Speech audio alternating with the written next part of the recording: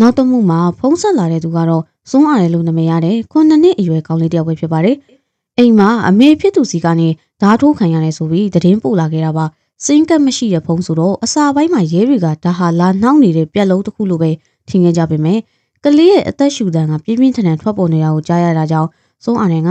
နောက်ပြောင်နေတာမဟုတ်မှန်းဂွမ်ဂျူကရိပ်မိသွားခဲ့ပါတယ်။ဒါတွေမကသေးပဲအာရင်ကပြင်းထန်တဲ့ဒဏ်ရာရထားပြီးအချိန်မရွေးသေဆုံးသွားနိုင်တဲ့အန္တရာယ်နဲ့ရင်ဆိုင်နေရတာပဲဖြစ်ပါတယ်။အာရင်ကသူ့စကားနားမထောင်လို့ဆိုတဲ့အကြောင်းပြချက်နဲ့တင်သူ့အမေကဓာတ်နဲ့ဘိုက်ကိုထိုးလိုက်တာပါ။နာကျင်နေတဲ့ကြားကနေအာရင်ကဖုံးကိုအမိအယလှမ်းကင်နိုင်ခဲ့ပါတယ်။သူကဝရန်နာမှာရှိတဲ့အဝတ်လျှော်စက်တွေကိုလှင်းမြပုံအောင်လိုက်ပြီးရဲတွေကိုဖုံးဆက်ခဲ့တာပါ။ကောင်လေးရဲ့အားနေနေတဲ့အသက်ရှူတန်းကိုကြားလိုက်ရတဲ့အခါဂွမ်ဂျူကအခြေအနေစိုးရိမ်ရမှန်းချက်ချင်းသိလိုက်ပြီးအရေးပေါ်အနီရောင်အဆင့်တတိပေးချက်ကိုအမြဲဆုံးထုတ်ပြန်လိုက်ပါတယ်။တစ်ချိန်တည်းမှာပဲသူဟာဂျင်ဟော့ကိုအခင်းဖြစ်ပွားရနေရစီဓာတ်ရိုက်ဦးတည်သွားဖို့ညွှန်ကြားလိုက်ပါတယ်။အဲဒီအချိန်မှာတော့အာရန်ရဲ့အမေဘတ်စွန်းကဓာတ်ချောင်းကိုကင်ထားပြီးအခန်းထဲမှာသူ့သားကိုလိုက်လံရှာဖွေနေခဲ့ပါတယ်။တစ်ဖက်မှာလည်းအာရန်ကပြင်းထန်တဲ့ဒဏ်ရာကြောင့်သွေးတွေအများကြီးထွက်နေခဲ့ပါတယ်။သွေးတွေကအဝိလျှော်စက်ရဲ့ရေထွက်ပိုက်အတိုင်းစီးကျနေခဲ့ပါတယ်။ဂွမ်ဂျူကကောင်လေးကိုသူ့ရဲ့ဒဏ်ရာကိုလက်နဲ့တင်းတင်းကြပ်ကြပ်ဖိထားဖို့ပြောလိုက်ပါတယ်။သူကကောင်လေးကိုစိတ်အေးအေးထားဖို့ချော့မော်ပြီးသူ့ရဲ့နေရက်လိပ်စာအတိအကျကိုပြန်စင်စားဖို့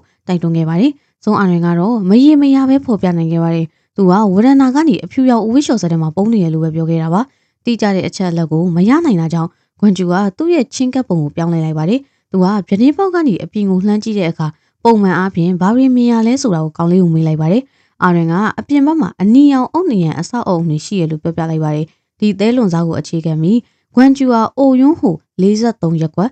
2ကီလိုမီတာအတွင်းအနီရောင်အုံနေရန်အဆောက်အုံတွေအများကြီးရှိတဲ့အိမ်ယာကိုရှာခိုင်းလိုက်ပါတယ်။မကြခင်မှာပဲသူတို့ကဒါဖိုးလို့နာမည်ရတဲ့ဗီလာအိမ်ယာဝင်းတစ်ခုကိုတိတိကျကျပြစ်မှတ်ထားနိုင်လိုက်ပါတယ်။အဲ့ဒီအချိန်မှာပဲဘတ်စွန်းဟာအမျိုးသားတစ်ယောက်စီကိုပြပြတလဲဖုံးဆက်ပြီးအာရန်ထွက်ပြေးသွားပြီဖြစ်ကြောင်းသတင်းပို့လိုက်ပါတယ်။ရဲတွေကတတ်မှတ်ထားတဲ့နေရာစီကိုလှင်းမြန်ရောက်ရှိလာခဲ့ကြပေမဲ့အဲ့ဒီနေရာမှာအဆောက်အုံတွေအများကြီးရှိနေကြကြောင်းရှာဖွေရခက်ခဲသွားပါတယ်။နေမြေကျင်းသွားအောင်လို့ဂျင်ဟွန်နဲ့သူ့အဖွဲ့ကအချက်အလက်တောင်းဖို့လုံခြုံရေးရုံးခန်းစီကိုတွားဖို့ဆုံးဖြတ်လိုက်ကြပါတယ်။တစ်ချိန်တည်းမှာပဲအိမ်နီးနားချင်းတယောက်ကကလေးညှဉ်းပန်းနှိပ်စက်မှုနဲ့ပတ်သက်ရင်တိုက်ငါးကအခန်းနံပါတ်104ဖြစ်ဖို့များတယ်လို့လှမ်းပြောလိုက်ပါတယ်။သူကအဲ့ဒီအိမ်ကနေသွေးဆိုးနေတဲ့အဝတ်စားတွေပါတဲ့အိမ်အပြင်အမိုက်တွေကိုအပြင်ပစ်ထုတ်နေတာခုနကတည်းကမြင်လိုက်ကြောင်းထည့်ပြောလိုက်ပါတယ်။ဒါကိုမြင်လိုက်ရတာနဲ့ဂျင်ဟွန်ကအဲ့ဒီအခန်းစီကိုအပြေးလွှတ်သွားလိုက်ပါတယ်။အတွင်းထဲကနေကလေးတယောက်ရဲ့ငိုတန်တွေပြက်လိမ့်နေတာကိုသူကြားလိုက်ရပါတယ်။ဘာမှတွန်းဆုံမနေတော့ပဲဂျင်ဟွန်နဲ့သူ့အဖွဲ့ကတကားကိုချိုးဖျက်ပြီးဝုန်းကနေပဲဝင်ရောက်သွားခဲ့ပါတယ်။ဒါပေမဲ့အနီးကပ်တေချာကြည့်လိုက်တဲ့အခါမှာတော့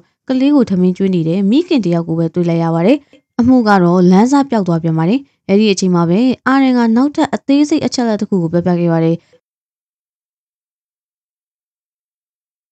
သူ့အဖေအိမ်ပြန်လာတိုင်းပတ်တလားတန်ကိုကြားရတယ်ဆိုပြီးပြောလိုက်ပါတယ်။ဂွမ်ဂျူကအဲ့ဒါကိုအဖြေရှာဖို့ကြိုးစားခဲ့ပေမဲ့အဲ့ဒီအတန်ကဘာကိုဆိုလိုလဲဆိုတာကိုတော့အတိအကျမခွဲခြားနိုင်ခဲ့ပါဘူး။အဲ့ဒီအချိန်မှာပဲဘတ်စွန်းကဝရဏနာဘော်ကိုခြေလန်းလှမ်းလာခဲ့ပါတယ်။အာရန်ရဲ့သွေးတွေကအဝိလျှော်စက်ရဲ့ရေထွက်ပိုက်အတိုင်းဒဇက်စီးကြနေတော့မှဖြစ်ပါတယ်။ထူးဆန်းတာတကူကူကိုတတိထားမိသွားပြီးဘတ်စွန်းကအဖုံးကိုဝုန်းကနေဆွဲဖွင့်လိုက်ပါတယ်။သူ့ရဲ့သွေးအေးလာတဲ့မျက်နှာကြီးကအနီးကပ်ငုံလာခဲ့ပြီးမျက်လုံးတွေကအာရန်ကိုဝါမြုပ်ပြတော့မလို့စိုက်ကြည့်နေခဲ့ပါတယ်။သူကလက်လှမ်းလိုက်ပြီးကောင်းလေးကိုအပြင်ကိုအတေးမဲဆွဲထုတ်လိုက်ပါတယ်။အာရန်ကသူ့မှာရှိတဲ့အင်အားအကုန်သုံးပြီးရုန်းကန်ခဲ့ပေမဲ့ကလေးတယောက်ရဲ့အင်အားကလူကြီးတယောက်ကိုတော့မရှင်နိုင်ခဲ့ပါဘူး။အရေးပေါ်ဌာနတစ်ခုလုံးကောင်းလေးရဲ့အသေးအတန်အော်ဟစ်တန်တွေကိုကြားလိုက်ရပါတယ်။ဂျင်ဟော့ကပြာရခတ်သွားပြီးချက်ချင်းအပြေရှာပေးဖို့ဂွမ်ဂျူကိုအတင်းတိုက်တွန်းခဲ့ပါတယ်။ဒါပေမဲ့လည်းသူကထိရောက်တဲ့အစီအစဉ်တစ်ခုကိုအခုထိမစင်စားနိုင်သေးပါဘူး။ဂွမ်ဂျူကလောလောဆယ်ဘတ်ဆိုးနဲ့စကားပြောဖို့ကိုပဲစူးစမ်းနိုင်ခဲ့ပါတယ်။အဲဒီနောက်မှာတော့ရဲတွေကကောင်းလေးရဲ့အခန်းကိုရှာဖွေတွေ့ရှိခဲ့ကြပေမဲ့အထဲကိုဝုန်းကနေဝင်လိုက်တဲ့အခါကျမ်းမြေပေါ်မှာလဲကျနေတဲ့မိခင်ဖြစ်သူကိုပဲတွေ့လိုက်ရပါတယ်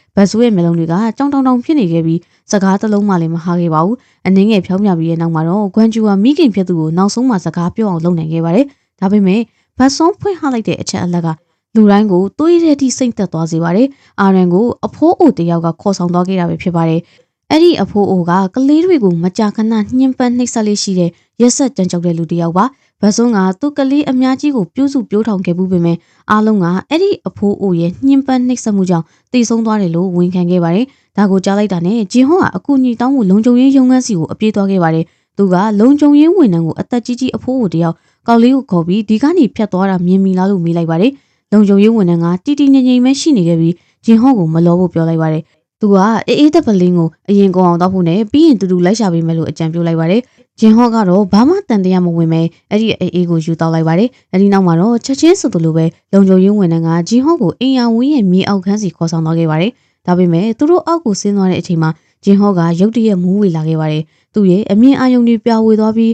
မြေပြင်ပေါ်ကိုလဲကျသွားခဲ့ပါတယ်။အဲ့ဒီအချိန်ကျမှလုံခြုံရေးဝန်ထမ်းကအစိတ်တွေပြည့်နေတဲ့ဆေးထိုးပြုံတစ်ခုကိုထုတ်ယူလိုက်ပါတယ်။သူကသူ့ရဲ့ဇယိုက်မှန်ကိုဖော်ထုတ်လိုက်တာပါ။ကြည့်ရတာသူကရာဇဝတ်မှုတွေအားလုံးရဲ့နောက်ွယ်ကကြိုးကင်သူအစ်စ်အမှန်ဖြစ်နေခဲ့ပါတယ်။ကလေးတွေကိုညှဉ်းပန်းနှိပ်စက်ပြီးတပ်ဖြတ်ရတာကိုအထူးပြုတဲ့ပျက်စီးယိုယွင်းနေတဲ့လူအိုတယောက်ပေါ့။ကလေးတွေကိုညှဉ်းပန်းနှိပ်စက်ပြီးတော့အာမခံငွေရှာနေတာပါ။အဲ့ဒီလူကတော့ဘတ်စွန်းရဲ့မွေးစားအဖေလည်းဖြစ်ပါတယ်။ဘတ်စွန်းကြောင့်သူ့ရဲ့အမှုတွေပေါ်သွားခဲ့ပြီးတဲ့နောက်မှာတော့ပြန်လက်စားဖြစ်ဖို့အတွက်ရောက်လာတဲ့ပြစ်မှုကျူးလွန်သူတယောက်ပါ။သူကသူ့ရဲ့ဖောက်ပြန်နေတဲ့စိတ်အလိုကိုဖြည့်ဆည်းရုံတင်မကပဲကလေးတွေရဲ့တေဆုံးပြီးနောက်အာမခံငွေတွေကိုတိမ့်ပိုက်ဖို့အတွက်ကလေးသားစင်ပေါင်းများစွာကိုတတ်ခဲ့ဘူးကြောင်းတည်တည်ငြိမ်ငြိမ်နဲ့ပဲဝန်ခံလိုက်ပါတယ်။အစာပိုင်းမှာတော့သူကဂျင်ဟော့ကိုအဲ့ဒီနေရာမှာအပြတ်ရှင်းပြဖို့အစိတ်ထိုးသွင်းမှုအတွက်ပြင်ဆင်ခဲ့တာပါ။ဒါပေမဲ့မျောလင်းမထားပဲအရေးကြီးတဲ့အချိန်မှာပဲဂျင်ဟော့ကဝုန်းကနေထားထိုင်လိုက်ပြီးဗတ်ဆောင်ဟရဲ့လက်ကောက်ဝက်ကိုတင်းတင်းကြပ်ကြပ်ပဲစုပ်ကိုင်လိုက်ပါတယ်။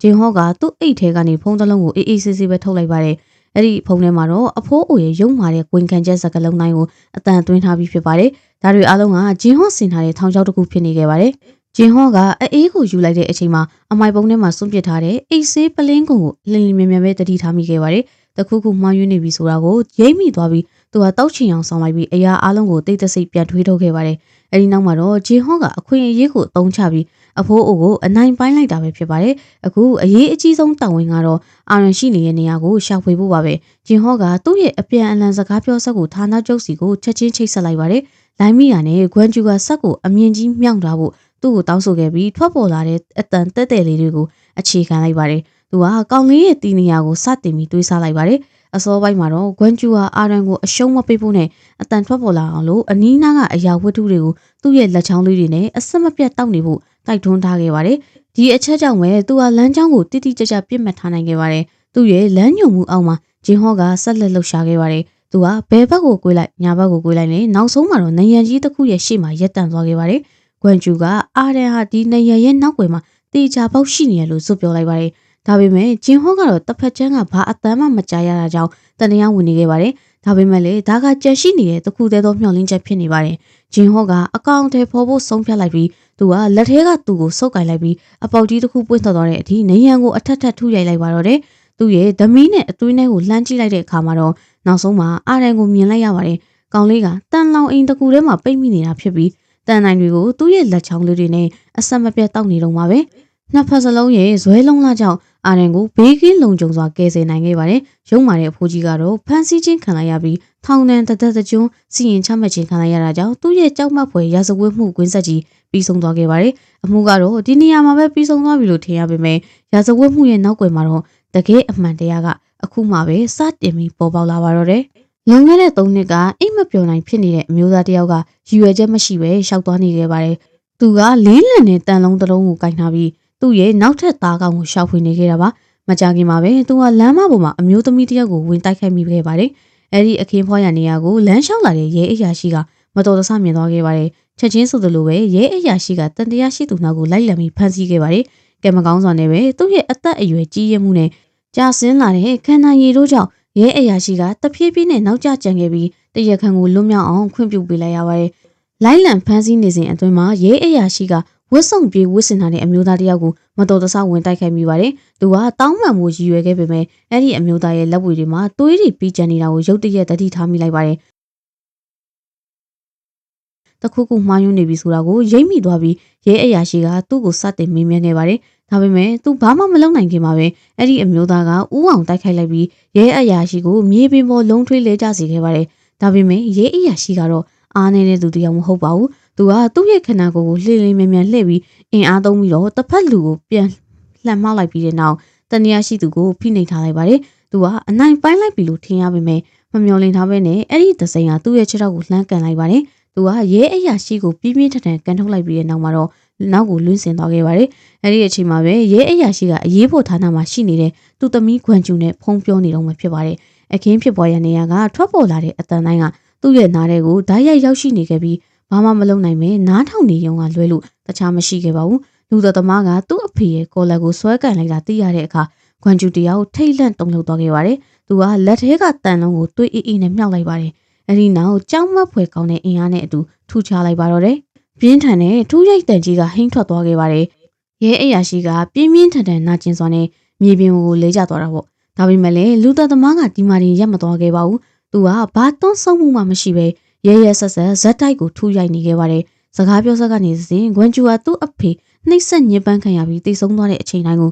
ကြားနေခဲ့ရပါတယ်။ရဲကားအုပ်ဝတန်တွေကအဝေးကနေတဖြည်းဖြည်းကျဲလောင်လာခဲ့ပါတယ်။လူတော်သမားကစကားပြောဆက်ကိုကောက်ကင်ပြီးတစ်ဖက်လူကိုလှောင်ပြောင်တယော်တဲ့လေတန်းနဲ့ရန်စားခဲ့ပါတယ်။ဂွမ်ကျူကတေချာနားထောင်လိုက်ပြီးသူ့ရဲ့စကားပြောဟန်မှာထူးဆန်းတာတစ်ခုကိုတတိထားမိသွားခဲ့ပါတယ်။သူ့ရဲ့အတန်ကအနှဲငယ်ဘလုံးထွေးဖြစ်နေပြီးသူ့ရဲ့မေးရိုးအောက်ပိုင်းကနေထူးဆန်းတဲ့တောက်ကနေမိတန်ထွက်ပေါ်နေခဲ့ပါတယ်။ဒီအသေးစိတ်အချက်အလက်တွေကဂွင်းဆက်လူတက်မှုရဲ့တခုတည်းတော့တဲလွန်စားပြီးဖြစ်နေကြတာပါသူဖခင်ရဲ့နာရီအခမ်းအနားမှာဂွမ်ကျူကသတင်းကိုမတော်တဆကြည့်မိရကရဲတွေကဒီအမှုရဲ့တန်တရားရှိသူတယောက်ကိုဖမ်းမိတာကြောင့်သိလိုက်ရပါတယ်စုံစမ်းစစ်ဆေးမှုအတွင်းမှာသူတို့ကတန်တရားရှိသူရဲ့အိမ်မှာတားကောင်တွေရဲ့အဝတ်အစားတွေနဲ့အသုံးဆောင်ပစ္စည်းတွေကိုရှောက်ဖွေတွေ့ရှိခဲ့ကြပါတယ်သူကဂျီဟွန်ရဲ့ဇနီးတပ်ဖြတ်ခံရမှုမှာလည်းတန်တရားရှိသူဖြစ်နေခဲ့ပါတယ်ဒါပေမဲ့ဂွမ်ကျူကသူ့ရဲ့အတန်ကိုကြားလိုက်ရတာနဲ့တခုခုမှားယွင်းနေတာကိုချက်ချင်းတတိထားမိသွားပါတယ်ဒီအမျိုးသားရဲ့အတန်ကစကားပြောဆက်ကနေသူကြားခဲ့ရတဲ့လူသက်သမားအစ်စ်အမှန်ရဲ့အတန်နဲ့လုံးဝကိုကွဲပြားနေခဲ့လို့ပါပဲတရက်ခွေမှာတော့ရှင်းလင်းပြတ်သားတဲ့တက်တီအထောက်အထားတွေရှိနေပုံရပေမဲ့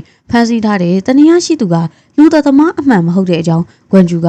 ခိုင်ခိုင်မာမာပဲညှင်းဆိုခဲ့ပါတယ်သူ့ရဲ့အငင်းပွားမှုကနောက်ဆုံးမှာတက်တီအထောက်အထားလိုအပ်ချက်တွေကြောင့်အများကြီးဝေဖန်ဆွေးနွေးစရာဖြစ်ခဲ့ပေမဲ့တနည်းအားရှိသူကိုတုံချောဆိုတာကအပြစ်မရှိကြောင်းကြေညာခံရပြီးလွတ်မြောက်သွားခဲ့ပါတယ်ဒီစီရင်ချက်ကတားကောင်တွေရဲ့မိသားစုတွေကိုအထူးသဖြင့်ဂျင်ဟွန်ကိုအလွန်အမင်းတော်သားထွက်စေခဲ့ပါတယ်လူအများစုကဂွမ်ကျူဟာတရားဥပဒေကနေလွတ်မြောက်အောင်ကူညီဖို့အတွက်ကိုတုံချောစီကနေလက်စားထားတယ်လို့ပဲယုံကြည်ခဲ့ကြပါတယ်။ရုံးတင်စစ်ဆေးမှုပြီးဆုံးသွားတဲ့နောက်မှာတော့ရဲချုပ်ဂေယောင်ဟက်ကဂွမ်ကျူကိုပြင်းပြင်းထန်ထန်သတိပေးခဲ့ပါတယ်။ဒါကလူသက်သမားအစ်စ်အမှန်မိသူမိဘဖြစ်ကြောင်းကရိုးရှင်းမှုမရှိလောက်ဘူးဆိုတာကိုသူကသဘောပေါက်သွားခဲ့ပါတယ်။ရဲစနစ်တစ်ခုလုံးကဒီကြိုးကင်သူကိုကာကွယ်ပေးဖို့စူးစမ်းနေပုံရပါတယ်။ဒီလိုမဟုတ်မှန်တဲ့အမှန်တရားကိုလက်မခံနိုင်တာကြောင့်ဂွမ်ကျူကနိုင်ငံခြားကိုပညာသင်ကြားသွားခဲ့ပြီးတဲ့နောက်ပိုင်းမှာတော့အရေးပေါ်ဌာနကြီးကိုပြန်လည်ရောက်ရှိလာခဲ့ပါတယ်။သူရဲ့ထူးခြားလာတဲ့အကြားအယုံနဲ့အတူသူကရဲတွေကိုအမှုတွေဖြေရှင်းရမှာအကြိမ်ကြိမ်ကူညီပေးခဲ့ပါတယ်။ဒါပေမဲ့လည်းဂျီဟွန်ကတော့သူ့ကိုအပြည့်အဝမယုံကြည်နိုင်သေးပါဘူး။အဲဒီနောက်တနေ့မှာတော့လူငယ်တစုကတရားအောက်မှာစုဝေးပြီးစားတောက်နေကြတော့အပေါ်ကနေအလောင်းတလောင်းပြုတ်ကျလာခဲ့ပါတယ်။ထိတ်လန့်တုန်လှုပ်သွားကြပြီးသူတို့ကအရေးပေါ်ဌာနစီကိုချက်ချင်းပဲဖုံးဆက်လိုက်ကြပါတယ်။ရဲတွေကတားကောင်ကဘသူဆိုတာကိုစီစစ်လိုက်တဲ့အခါမှာတော့အဲ့ဒါကဂိုးထုံချောဖြစ်နေတာကိုရှာဖွေတွေ့ရှိလိုက်ကြပါတယ်။လွန်ခဲ့တဲ့3နှစ်ကအပြစ်မရှိကြောင်းကြေညာခံထားရတဲ့အဲ့ဒီအမျိုးသားပေါ့။ကိုတုံချောကအသက်ခံလိုက်ရတာလားဒါမှမဟုတ်မတော်တဆပဲတရားပေါ်ကပြုတ်ကျခဲ့တာလားဒါတွေကိုသိရဖို့အတွက်နောက်တစ်ပိုင်းမှာကြည့်ရှုပေးကြပါဦး။ကျမတို့ရဲ့ channel လေးကိုလည်း like and subscribe လေးလုပ်ပေးခဲ့ပါဦးနော်။